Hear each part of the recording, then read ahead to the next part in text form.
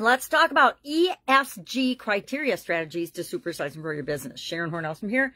And this is a topic that I think I could sum up in a few words, but I'm going to describe it more because it was new to me. It's a different perspective and a different way of looking at how we structure and set up our companies from an investor's perspective, investment type criteria. ESG stands for environmental, social, and governance. And each of these things, from the investor's perspective, if you've got them in place, make you more attractive as a potential investment. So if you ever want to go public, if you want to supersize and grow your business, I would recommend you build some of these things, if not all of them, into your strategies and your standard operating procedures and how you run your business. I could sum this all up with do the right thing and make the world a better place. If you've got that as your core principles and core philosophy, and that's in your business somewhere, you're going to be automatically doing a lot of these criteria that are attractive to investors for your business.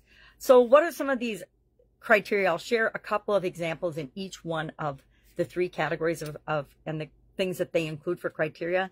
Then I'll give you some, well, what's the advantage of doing this? Number one, it's a great way to attract investment capital if you want to expand and grow and supersize your business. If you've ever grown or are growing your business, you know that sometimes you need influxes of capital to do things strategically that will help move your business ahead faster.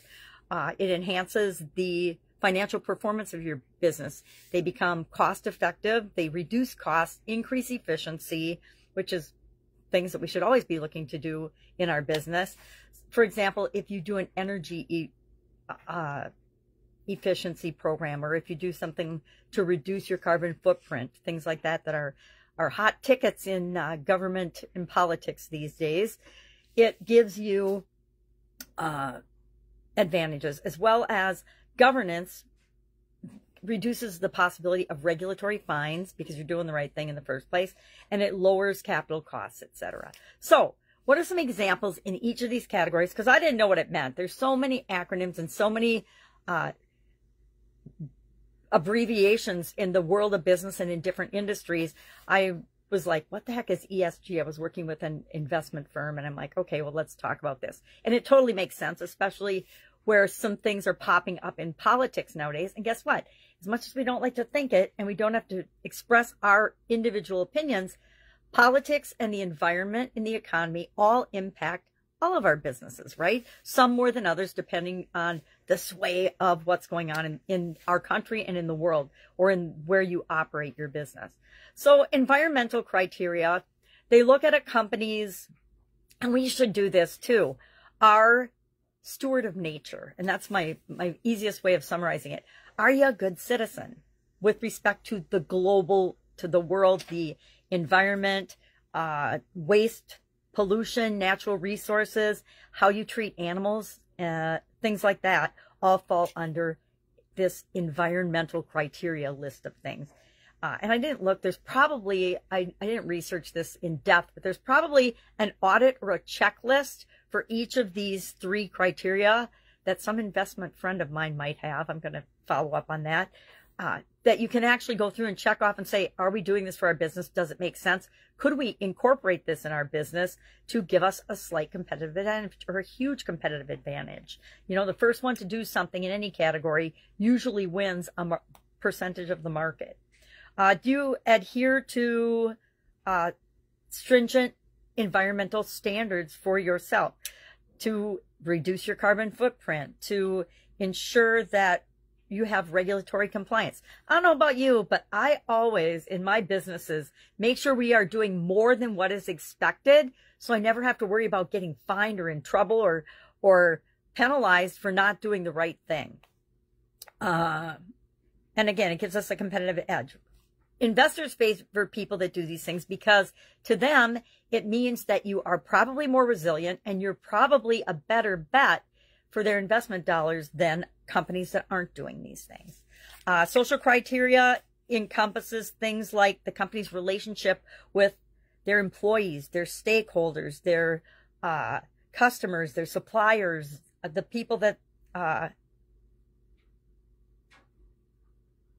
their communication style. How do they communicate with each of these stakeholders?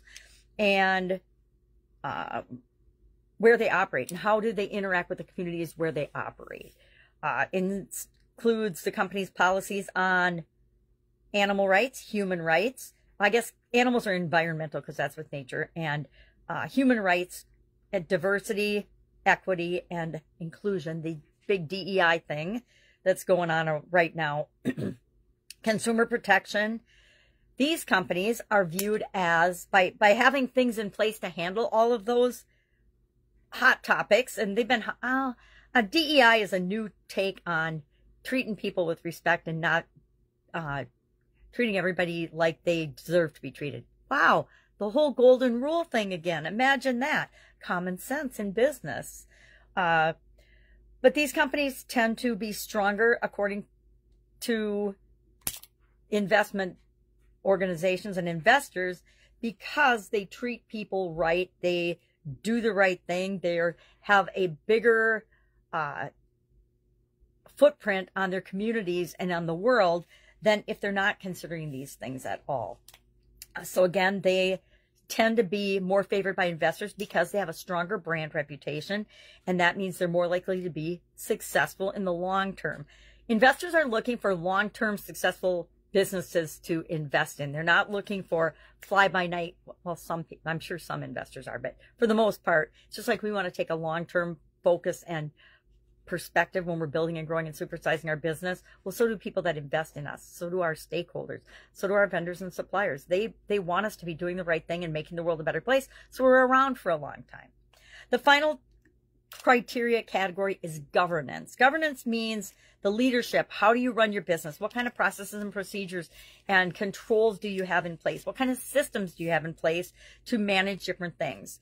And how do you deal with shareholder rights if you are a publicly traded company or you have shareholders in your business? Robust governance ensures that the structure of your organization, that there's accountability, that there's ethical business practices, and you're more likely to avoid scandals as well as fines or punitive damages or challenges in either the legal system or with government regulation and compliance. And that makes you a lower risk, better investment to investors. So what's the business case? I think we already talked about this. The business case for following and incorporating these ESG criteria into the way you structure your business and system is it attracts investment. Sometimes we need an influx of investment. It enhances your financial performance and it builds brand reputation. And people are becoming more and more socially conscious, environmentally conscious, and want to be treated fairly and with dignity and respect in all of their interactions, especially in the businesses that they spend their money on. Some of the challenges to the ESG criteria are regulatory compliance. If there's a conflict between regulatory compliance and what is best for the world, guess what? Sometimes compliance is going to nick you over what you think is the right thing, right? And then stakeholder engagement. Sometimes it's challenging to get your stakeholders on board with different policies and procedures and activities because they think it's more expensive. And some people are just about the bottom line. They just want the money, right? Some strategies for effective ESG implementation. Set a clear goal. Set a clear ESG goals. Have goals and objectives. You don't have to do it all at once, but if you're just starting out, I say build these things into your business, just like you build processes and strategies in different areas for like your marketing and your every department that's a part of your business. You build things in to ensure your success, and then you continually improve those processes, but you got to have objectives and goals set for each of those areas as well. Embed the EGS into your corporate strategy and your in your standard operating procedures and just the way you do business. And again, do the right thing, treat people the way you want to be treated, and make the world a better place. Boy, that's a much simpler, easier way of saying it than all of these EGS criteria. Although the more detailed ESG, I always say EGS because it's easier for me to remember. I even wrote it down wrong. That's so funny. We also want to engage our stakeholders. Everybody has to play a part and help with the success of our business, right? And that includes all of our stakeholders. If we're doing everything to be ESG compliant and we have one vendor or a couple of vendors or all of the vendors say, no, we're not going to do that. We're going to do what's best for us. We don't care how it impacts the world. That can be a problem. That can be a challenge.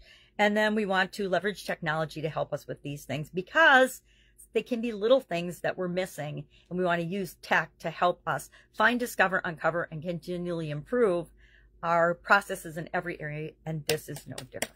So love to know, have you done anything? Are you doing anything in your business for environmental, social, and governance? Share in the comments below so we can learn from one another. I know I am in the process of incorporating it into the businesses I work with and that I own to make sure that it's just a part of what we do. Like I said, we've already got the common sense way of doing it, but we'll go ahead and look at the criteria and audit ourselves for it as well. All right, have an awesome day, and I'll, of course, be with you tomorrow. Bye. Slow connection.